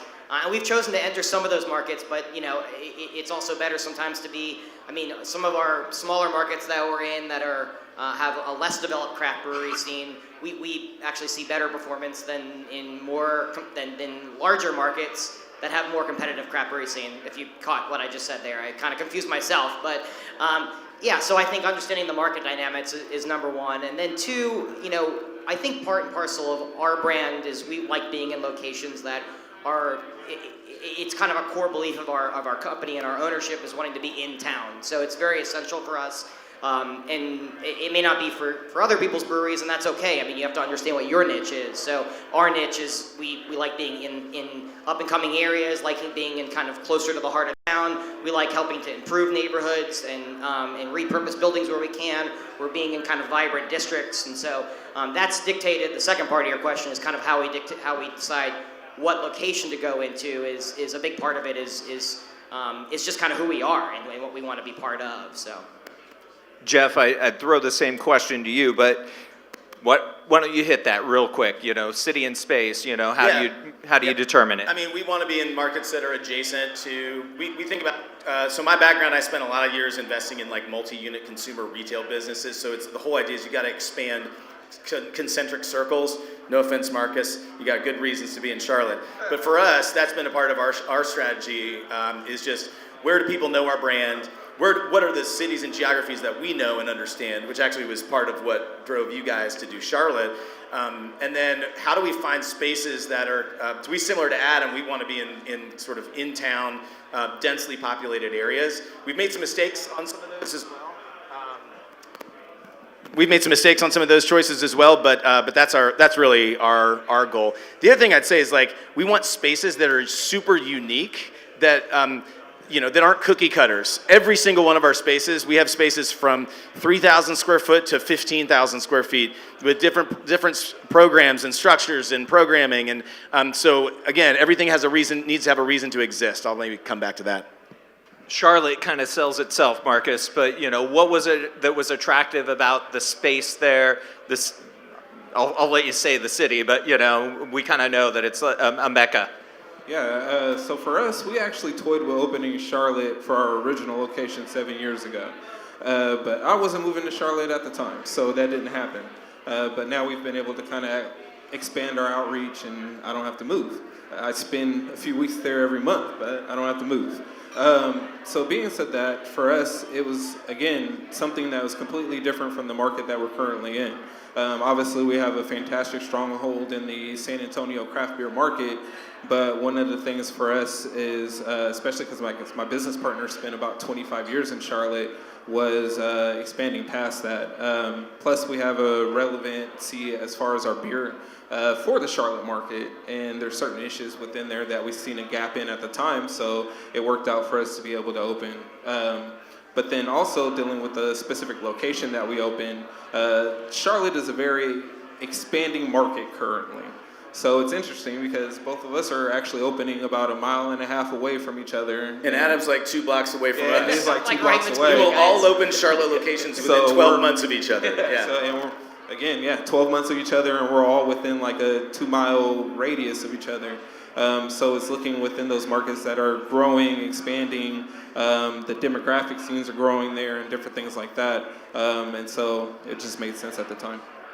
Adam, how do you weigh the price paid for being in a more densely populated area versus one that's cheaper but a little less populated? Before I answer that question, can I give a shout out to our socks? I feel like we've got a really good sock We got a game sock going on game here. going on. I just yeah. like got distracted for a moment by the socks, and I'm like, man, this is we may not be the best looking bunch, but our socks are pretty good. I'll take that as a win. Maybe it's the Dogfish Head talking, I don't know, but We got to rival Bart Watson. Bart Watson has the best socks in the business, so I mean. I met Bart, but not a sock, so I'll have to pay attention to that next time. How do our first location outside of Asheville was in Durham, which for us was a approachable size market, and then we moved to Knoxville, which is kind of also a more approachable size, and eventually we worked our way up to bigger markets like Charlotte, Nashville, Cincinnati, Louisville. So I think for us it was proof of concept in what we felt as more attainable markets, and then finding the confidence to kind of spread ourselves out and not overextend ourselves. So, and it's interesting, you know, so it's not always the bigger the market, the bigger the returns for us, and this isn't all about like the performance of each tap room. It's about building a brand and putting our money where our mouths are, and being local where we kind of already feel local, and putting a brick and mortar in, but also it is, you know, part of the puzzle is that as the cities get bigger, generally there's more opportunity there. So I guess long answer short is it was proof of concept in smaller to medium-sized metros, and then kind of find that confidence and build from there. Jeff, you've sort of leaned on it, or you mentioned it a little earlier, but you sort of focus on more densely populated areas, right?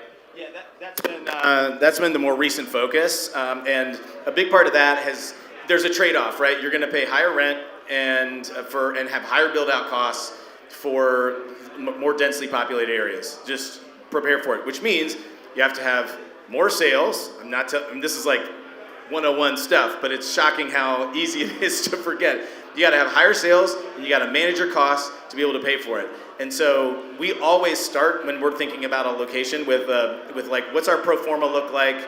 We're doing as much research as we can to figure out like what do we think is a reasonable like low side revenue. We manage to the downside on most of these things to make sure that we don't get upside down. I mean, that's where we start. So the other thing is that managing additional tap rooms is, especially out of state, takes a ton of work and focus and institutional energy and cultural energy. And so our approach has also been, we want to have locations that are actually going to be pretty meaningful contributors from a financial perspective in order to necessitate the kind of investment that we need to make as a leadership team, resourcing our folks. We want to be able to, so it just doesn't make sense, even if it's going to be a profitable, even if the ROI makes sense on paper, we want to be able to take bigger swings at fewer spots. So that's been a part of what's contributed to that strategy. Marcus, you've just opened Charlotte, but is that the end for Weathered Souls, or do you sort of think, well, you know, maybe 3, maybe 4, you know, maybe another market? Yeah, no, that's not it. We're actually about to open another location or another tap room in Charlotte inside the Spectrum Center with the Hornets. Thank you. Yeah. And we're working on a couple other little potential locations. I can't say what yet. But hopefully the goal is to get like these two gentlemen next to me and open a few different locations over the next few years. Awesome. Well, let's talk a little bit about real estate and landlords, because everybody loves talking about real estate and landlords. What considerations do you need to make when considering a lease? And I'll start with you, Jeff. This is the boring stuff that's super important and will come back to bite you in the ass. So, I mean, I really do think that your landlord, your lease, how you structure it, how, like, unless you're a real estate attorney, hire a good real estate attorney to help you walk through this stuff. It's super, super important. And there's one thing I would just say too is that in our experience, one unique thing about being a craft brewery is that you bring something really special and unique to a landlord. A couple of our tap rooms are part of larger developments, and so that's given us some leverage when negotiating with our landlords about flexibility or the investments that they make. And so a lot of times we found that actually landlords will be pretty flexible and open to some creative ideas. Don't just bend over backwards. Don't just say no. Landlords oftentimes have a very rigid idea of how they think about, like, it's X dollars a foot, and we give you X dollars in build-out money, and you have a 10-year term. And but the reality is we have several deals where we've structured things as percentage rents or partial percentage rents, or we can renew in 5 years at a market rent, or we can pay you back for the money that you've given us to help build out is in a different. So there's so many different creative ways to structure those leases that align, but it really starts actually with not just at knowing what do you want, but also knowing, like, what is the value you bring to this landlord. They're betting on your credit as a tenant. All they want to is get paid, which makes sense because they're giving you a space that they could lease to someone else. So I really think understanding what your landlord's motivation is also helps as well. I'll echo what Jeff said. I can't underestimate the value of having qualified professionals help you out. Or if you have that capacity yourself. As Jeff mentioned, your background, you said, was in consumer product goods or something like that. I mean, and that probably informs a lot of your capacity, natural capacity to do a lot of what you do. And similarly, I have a background in commercial real estate, and so I think that kind of informs my worldview. That's something that I think of. I think I can think of something a little bit differently than somebody who doesn't have that background and experience. Not better or worse, just differently. So I think, though, if you don't, if your background doesn't happen to be in these areas, then work with good people. You mentioned real estate attorneys. I'll throw in a good real estate broker. Probably the most important thing. So, if what Jeff said overwhelms you of all the different opportunities and ways to negotiate a real estate transaction is overwhelming, like, it doesn't need to be your ideas, it needs to be your real estate broker's ideas. We work with top-notch real estate brokers that we can't speak highly enough, and they help not only find space, but then also be creative in negotiating solutions for you as well. So. Marcus, what have you learned in negotiating that second lease, and now it sounds like third and fourth and so on? Yeah, I'm going to echo what these gentlemen said. You definitely want to have a good lawyer in hand, and definitely a good broker. So luckily, I haven't had to deal with too much of that. But being able to work with your landlord in a cohesive type of situation where they're going to be able to help you out when you need assistance and stuff like that is going to be very important. So building up those type of relationships is definitely going to kind of guarding you in the long run. Let me say build on one other thing Jeff said too, breweries add a lot.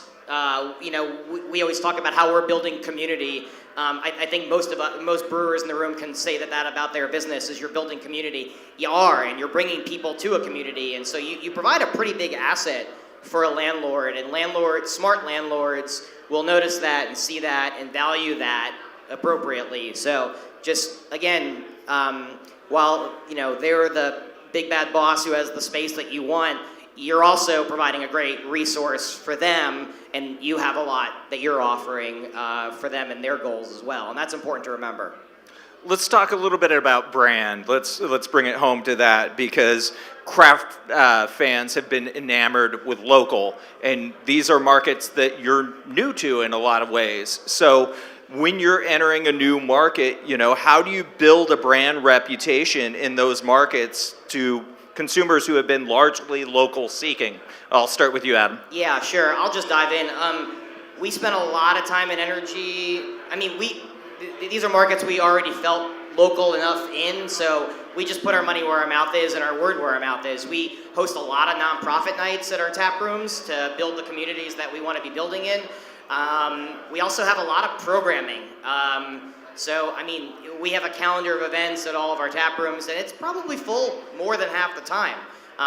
Whether it's a drag bingo or a silent disco or even like a puzzle night or a pop-up thing going on, or there's kind of always something going on that kind of is additive to what we're doing.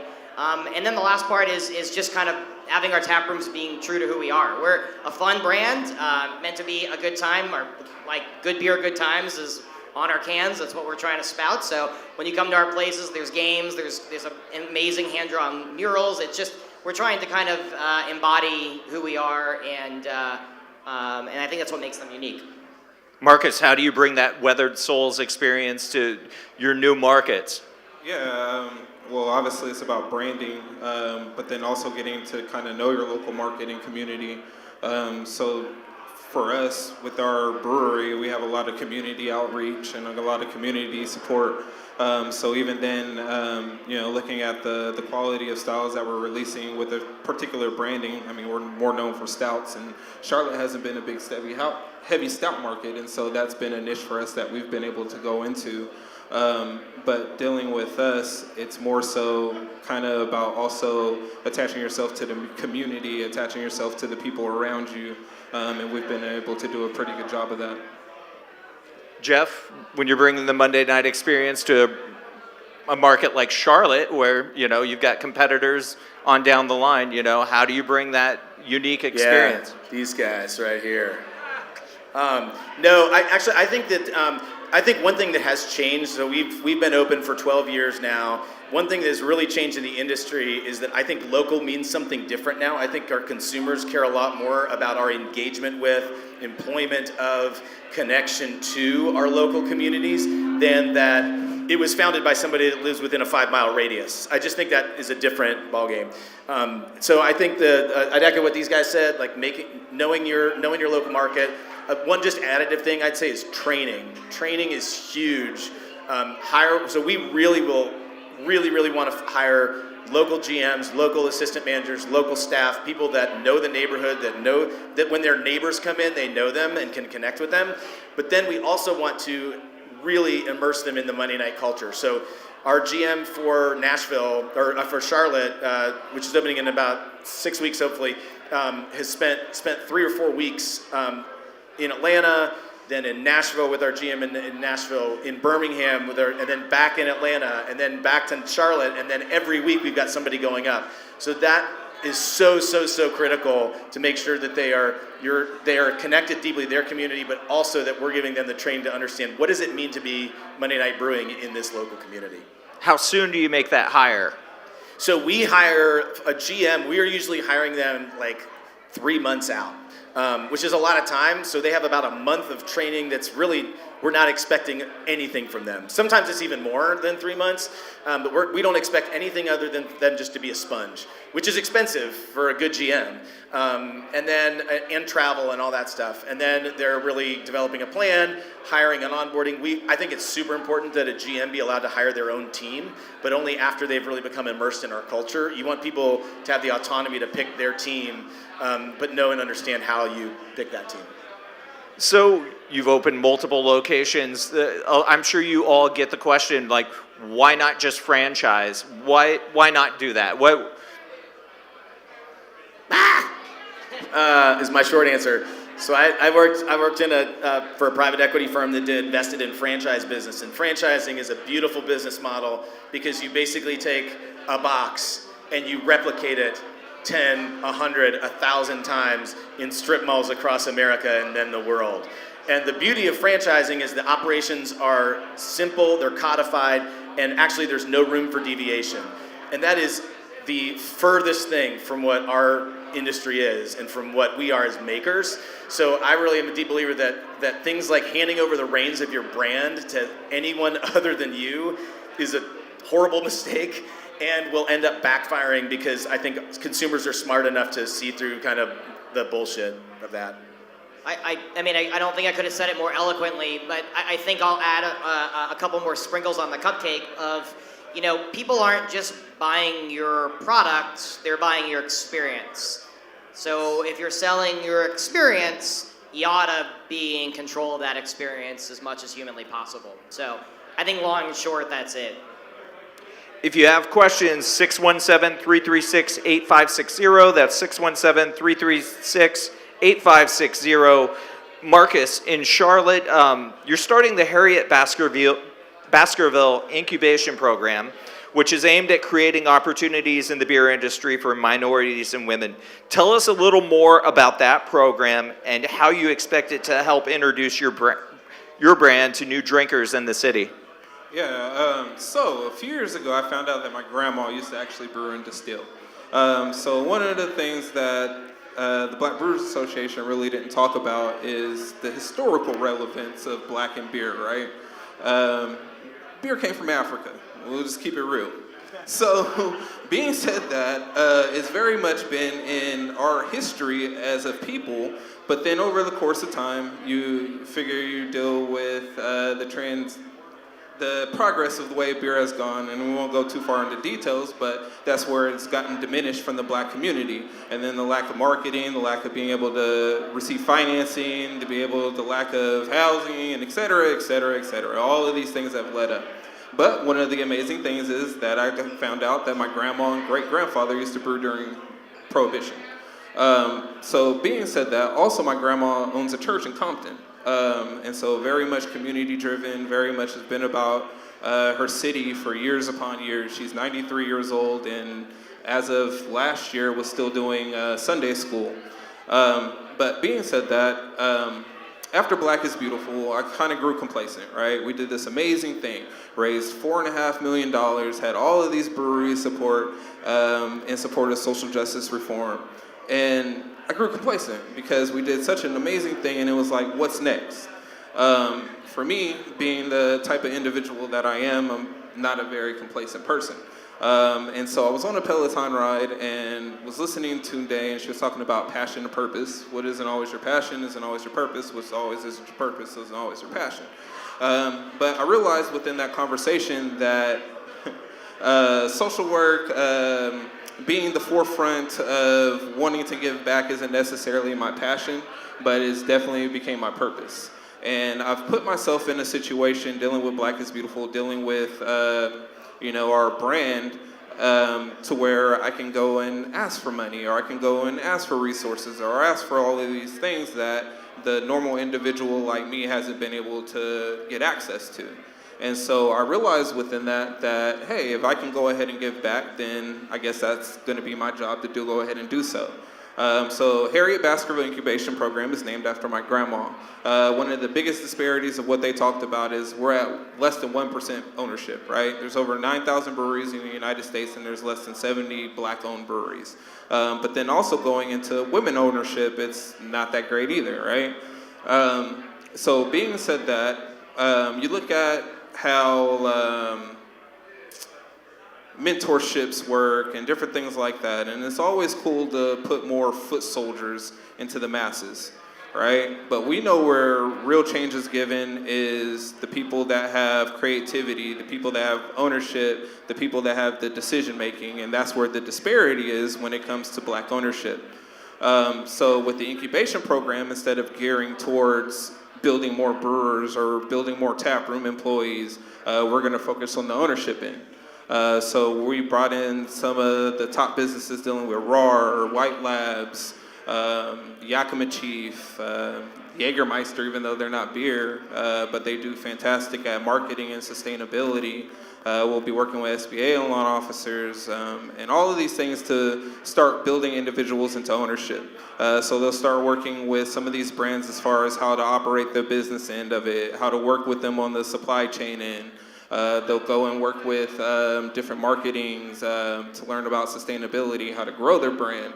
We'll pair them with SBA loan officers on the financial side, working with some banks. So we're building a partnership with Bank of America right now where they'll be able to work with some of the people in business banking to learn how to go ahead and ask for money or go ahead and secure money on different ends. But the main goal of what this incubation program is to change that narrative of ownership. And you look at the first year, right? I'm hoping out of the 12 people that we bring in, 4 people go to open a brewery. That's already a 60% increase in the amount of ownership that there is. And so you look at that, those are those real changes that we're looking for, right? You can always have the small things that are going to happen, but the real ones are going to be within the ownership end. So working very hard to build that program up. We just brought in a fantastic education director to start working with that. Realized that I can't manage this program on my own, so just brought in a full-time employee for the nonprofit. But hopefully we'll have our first cohort the end of June to start out, and hopefully start building from there. So, like the goal of the Michael J. Jackson Foundation is to build more brewers, more individuals that are going to grow within the craft beer. This is going to be more towards the ownership side and trying to build more ownership within beer. Let's wrap this up with an audience question. When you open a tap room in a new state, are you also looking to have representation in the off-premise in the same market? Is that an expectation that factors into selecting tap room location? So I'll start with Jeff here. We've done several different ways. In Alabama, we had been operating in wholesale for years before we launched. In Tennessee, it was within a couple years of each other. In Charlotte, we will actually open a tap room before we have wholesale distribution. We're hoping to do it like right around the same time. We don't really think about the specific the real estate in light of what the off-premise or on-premise looks like. It's just they're separate pieces. But we do think about on the margins, we'll think about what the impact is to our wholesale business in terms of the lift that it could provide. But generally, it's a farther reaching sort of concentric circle on the wholesale side. Marcus, how important are distributed sales to building up the tap room? It's definitely important because it's what's going to give that community recognition to your brand. So for us, we actually distributed in North Carolina or Charlotte prior to opening the tap room.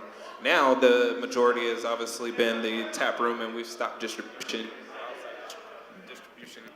currently.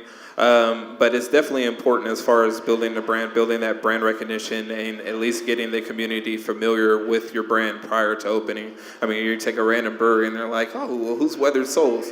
So obviously you need to have some type of market sustainability there before you actually physically open. Yeah, and we had distributed sales in all of our markets before we opened the tap room. As I mentioned earlier, we're in a small market, so a big part of our business strategy from day one, when we were more focused on, when we were almost exclusively focused on the distribution side, was to kind of expand out and branch out and be relevant and sort of be kind of a first mover in a lot of different markets. And so we sell our beer in 9 states. It's been that way for about 3 years that we've kind of been stopped at 9 states. But then we've kind of come back and backfilled with the tap room. So for us, as our business model, as the market evolved, our business model evolved. And whereas at first it was get out in front on the distribution side to kind of catch up to a lot of the brewers who'd kind of been paved the way and been doing this for a long time. And then once we had our distribution out there, now we've kind of backfilled it with our tap rooms.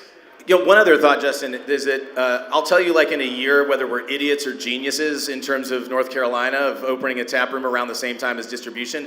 I will say it's really changed in terms of new markets. Our ability to, even a brand as big as Monday Night, we're only in 3 states, but we're really deep roots in those 3 states. The conversations with distributors were way easier once they knew that we were opening a tap room in Charlotte. That was not the case years ago. It was, you're going to piss off our on-premise accounts, and you're going to compete with them, and that whole narrative is completely flipped for us. So we actually have got conversations with distributors that we probably wouldn't have gotten otherwise because of our tap room, which is a totally different thing than what it was 5-10 years ago. Well, I think that's a good place to leave it. Adam, Marcus, Jeff, thank you for doing this. Thanks to all of our speakers for coming out. Thanks to the National Black Brewers Association, the Tennessee Craft Brewers Guild, our presenting sponsors, Dogfish Head and Ollie by Next Glass. Other sponsors, Arrive, Distribution, the E-Premise Group, Encompass, Malt Europe, Pneumatic Scale Angelus, Reyes Beverage Group, and Strike Visuals. Again, thanks to all of you for attending Brew Talks. We'll do this again at CBC. We're going to do this July 12th in Boston, so look out for more information on that. And that's Brew Talks. So we'll see you around CBC. Let's get some beers.